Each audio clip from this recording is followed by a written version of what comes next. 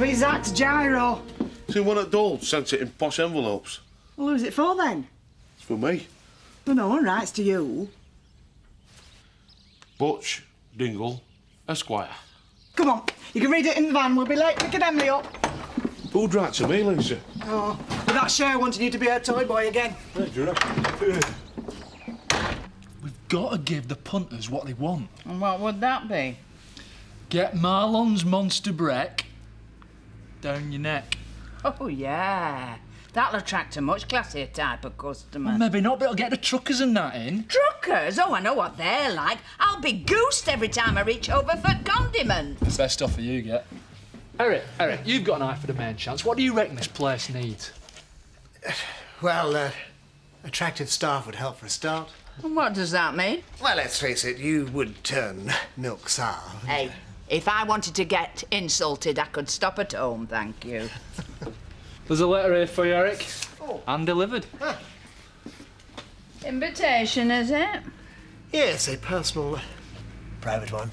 Well, somebody must be hard up for company if they're inviting you. Or someone who might have faith in my business acumen. Brainless as well as friendless. Yay, morning!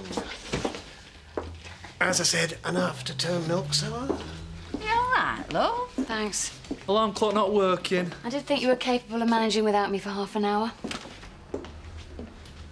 It's all very formal. Stella Jones requests the pleasure of the company of Miss Bernice Blackstock at home farm at 1 p.m. Maybe she's got a surprise for you. Like what? I don't know. Slap up lunch? She would have invited you. Or maybe she's gone off me. Not you, Gavin. Stella thinks the world of you. In fact, if she was 10 years younger, I think I'd have a rival there. Yeah, sure. The trouble with you is you don't know how attractive you are to women. Morning, Tricia. Where's my granddad? It's not down yet. Anything I can help you with? No. Maybe she wants to give you something. A present. I don't want anything off her. Well, she might be offended if you don't go. It'll just be lunch, Gavin, and I think I can accept that with good grace. Lunch and a girly chat. She says I'm a good listener. Maybe she wants to confide in me. About what? Who knows what dark secrets she's got. Well, don't skimp on the aftershave, Grandad. Oh, for heaven's sake, it's just a note asking me up there to see her. I know. This card's got a frilly edge and push right in. It's hardly an invitation to a grand ball. I know. It's better than that. Just the two of you. Alone. Intimate. Don't say that either. Oh, it's obvious what she wants. Is it?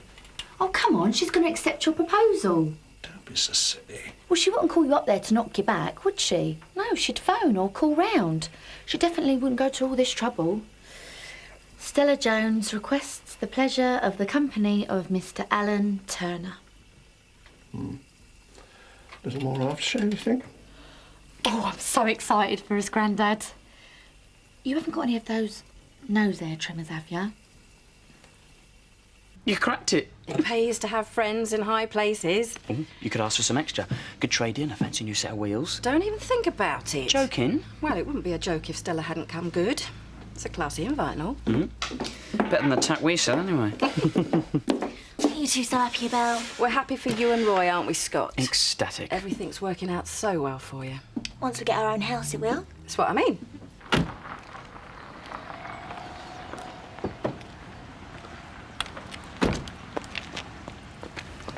I can't find my own way to the front door. Oh, this place could be made for you and me. Stella would let me stay, wouldn't she, Grandad? Well, why not? I'll treat her like my own grandmother. Yeah, well, for heaven's sake, don't call her that.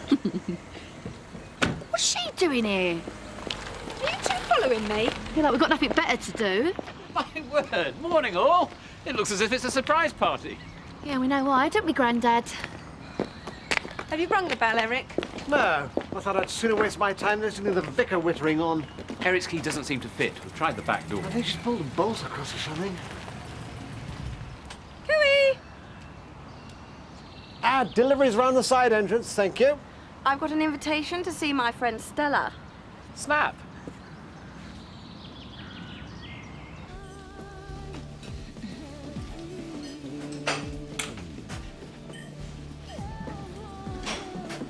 All a bit much, is it?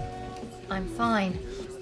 Well, at least you don't have to worry about the diner. me and Betty can cope. You mean you? I've got loads of ideas. You give me the nod, I could transform this place. I don't think it needs transforming. Well, no offence, but that's because you're out of it most of the time. Not surprising with the heartbreak you've had. No, I can't mend a broken heart, but I can run at eatery. I'm warning you, Marlon, don't you dare take advantage of me. What? The freezer needs checking. I've done it. Have I done something to upset her? Not you, pal. Me. She needs a shoulder to cry on, someone to tell her the future starts now. I've tried. Well, try again. Me and Betty, we're too close to her. It has to come from someone she's not too involved with. I can see that.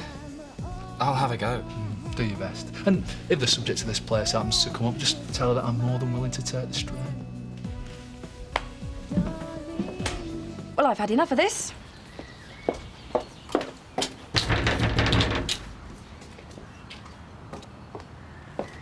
Do you think this is some kind of wind-up?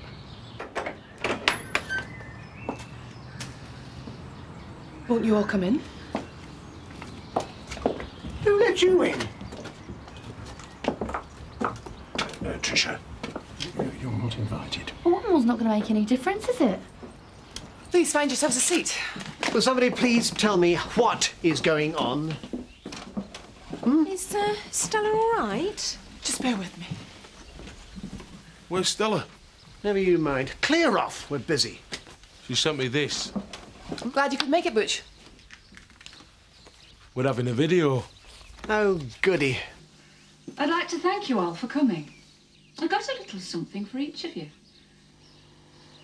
I hope you won't be too disappointed.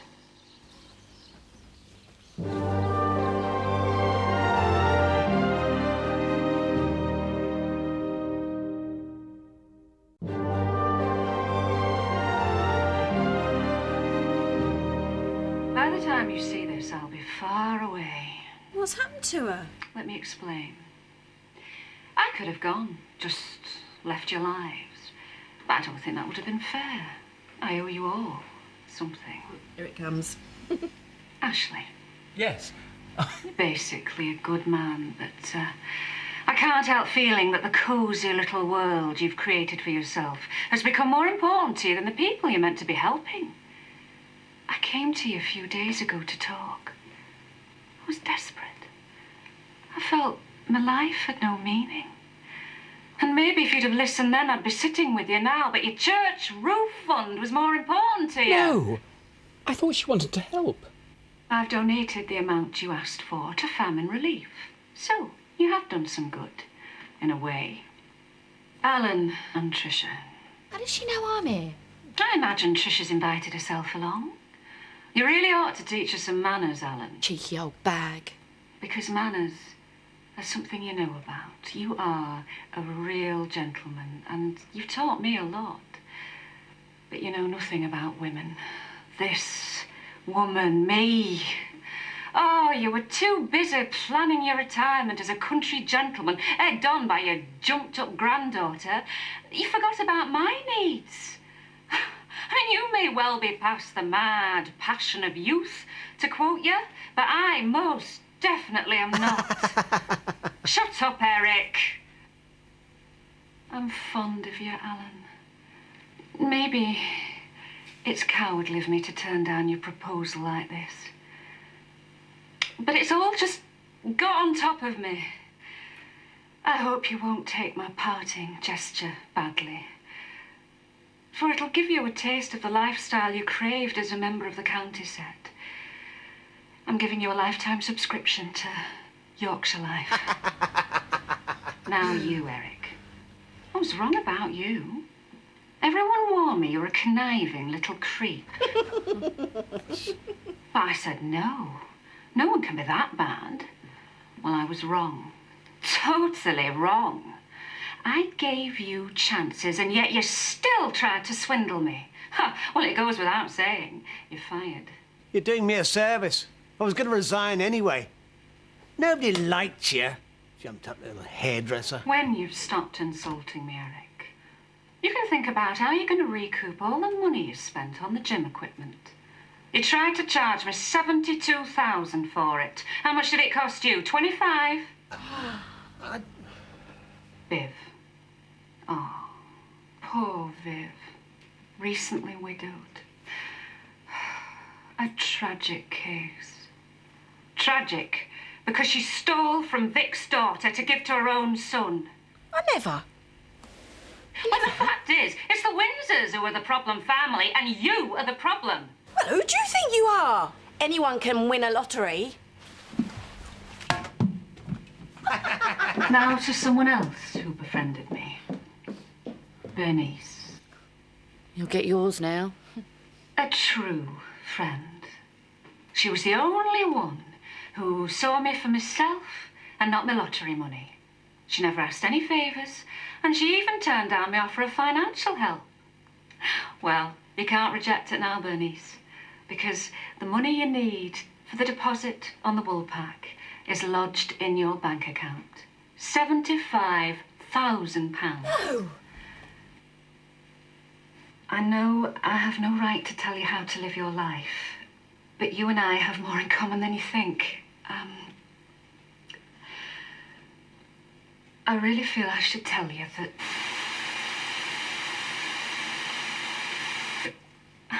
I want this to be a happy day for you, Bernice. But please be careful who you share your good fortune with. I'm all right there. I've got my Gavin. And lastly, Mr. Butch Dingle. Butch. This is going to be good. I know you're a rascal. I am. But I like you. And I think that the young woman you've just found yourself could be the making of you. You're very lucky. I am. You will stay on the payroll here as caretaker and groundsman. The estate will be managed by an agency until it is sold. If there are any problems, see Laura, and she's got the new keys.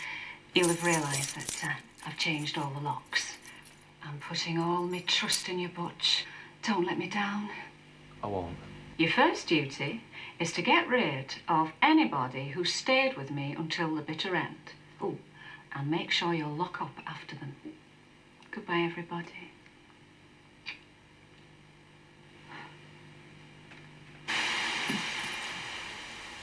Right, you lot. Come on. You heard the lady. Sling your hook.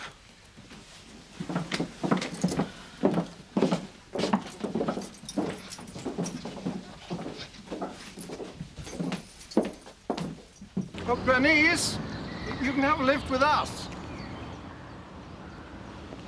What are you taking her for? I need to talk to her. Well, you tell her straight then. You know she was the one that stirred it with Stella. It's all very embarrassing, Alan. I'm sure it was stress or something that made Stella say what she did. You and I have one or two things we need to discuss. I'm sorry about you and Stella. I told Gavin I thought you were right for each other. Obviously not. But she thought you were right for the wool pack. She was a nutcase. I happen to agree with Stella. But you're selling to Ploughman's pubs. I haven't exchanged contracts yet. Now, come on, let's get back. And where do you think you're going? Mind your own business. You heard Stella. Loud and clear. I want my gym equipment. I need the keys. Now, come on. Well, nobody said out to me. I've got to clear my desk, for heaven's sake. I'm sorry, mate. All right, then, if you want to play rough. Oh, look, it's Superman. What's going on? He wants to get into the office. Oh, I'm afraid not, Eric. Right, well, I refuse to leave then. Butch, please escort Mr. Pollard from the premises. Only use as much force as is necessary. Now, listen. This is assault! No, Eric. This is assault.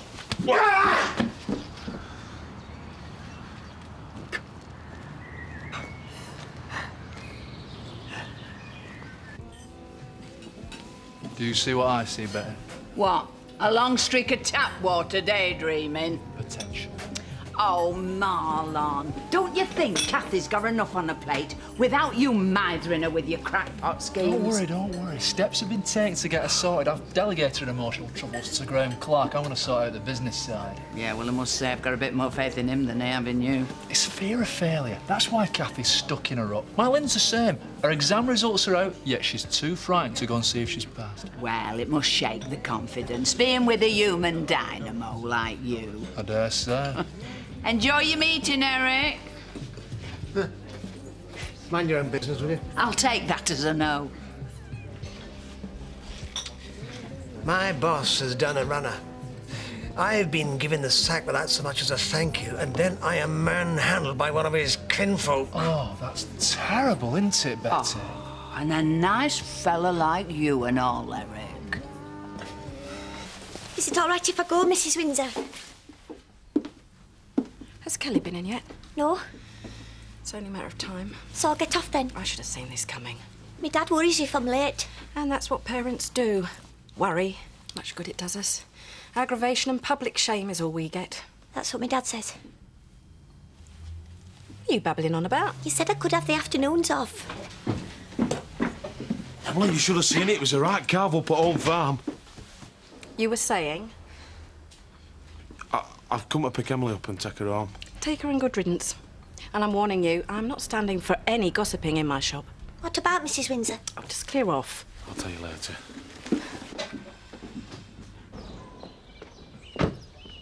Go on, Tricia. Go and have your riding lesson. You'll feel better.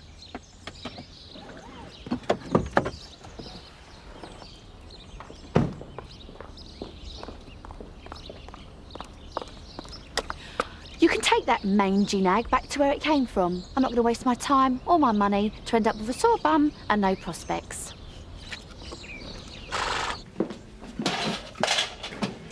So, what did Stella have to say? She wasn't there. But the invite said today. Gavin, would you mind getting me a drink, please? And I think you better get yourself one, too. What's going on? Has she said something about me? Are you ready for this? Stella's given me the money for the deposit for the wool pack. But you refused to ask her for it. The way she put it, it was an offer I couldn't refuse. To you. To us.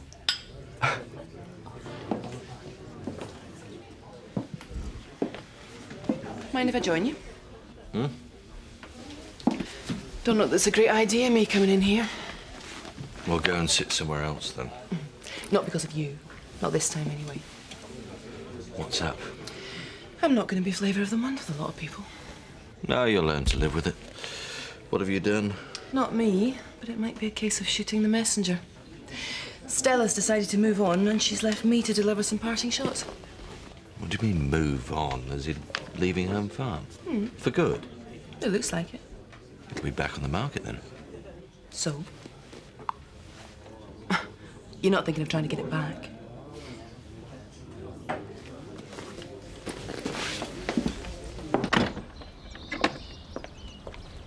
Hi. Thought I'd take an evening stroll. Care to join me? Let's get back for Alice. Kathy. Don't say another word. I've told you I can deal with this myself. Have I done something wrong? Yes, you came to live here. You can't blame me for Biff walking out on you. No, I blame myself. Now just leave me alone, Graham. Kathy, I want to help you.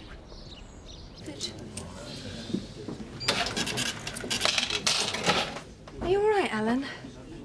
No, of course you're not. I'm losing what I had and what I wanted to replace it with. You haven't changed your mind about selling the wool pack? No, you needn't have any worries on that score. The place needs a breath of fresh air. Can't you just leave him alone? I was just lending Alan a friendly ear. You didn't get off scot-free, did you? I don't know what you mean. Well, her saying be careful who you share it with. She was having a dig at Gavin. It was obvious. Not to me, Tricia. The only obvious thing was Stella's assessment of you. She certainly didn't wrap it up, did she? Well, what did she mean, then? She did what?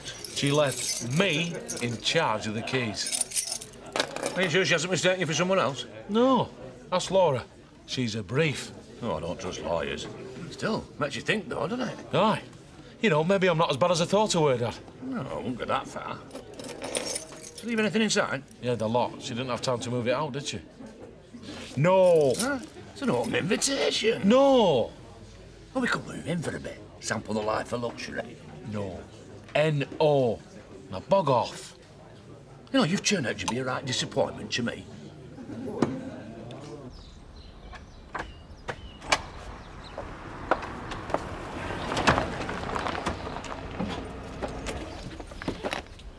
Why are you locking up at this time? I need to see Kelly. You still account for the money? She didn't. So how'd you raise the cash? I haven't, and that's why I need to talk to Kelly.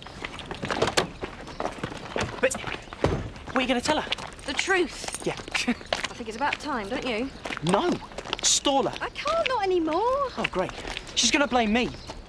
Yeah, well, you know what I think about that. Since when have you been on her side? I'm not. Yeah, well, it sounds like it. I know you're not to blame, not totally. I'm the one that promised her the money. I should have hung on to it. I need a decent car for business, and you know that. Yes, well, let's hope that's the way she sees it.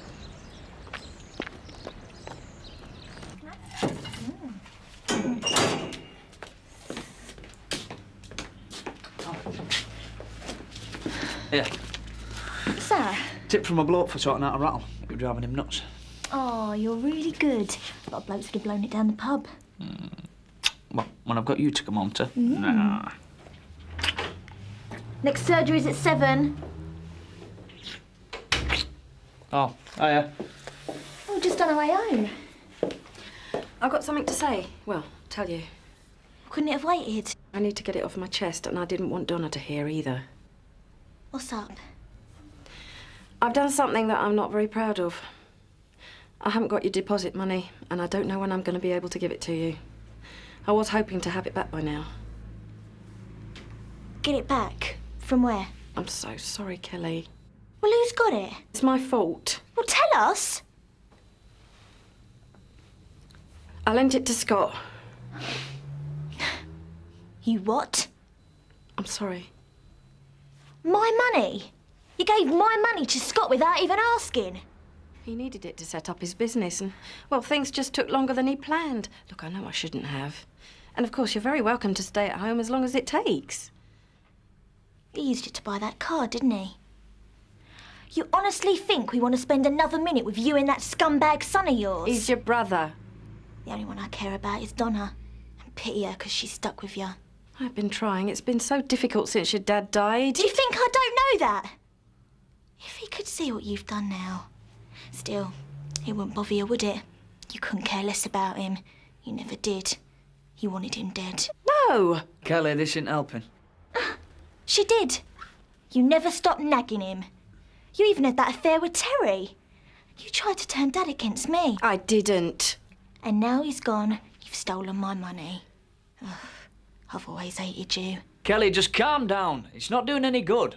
You can't make me feel any worse than I do now. Can't I? Oh!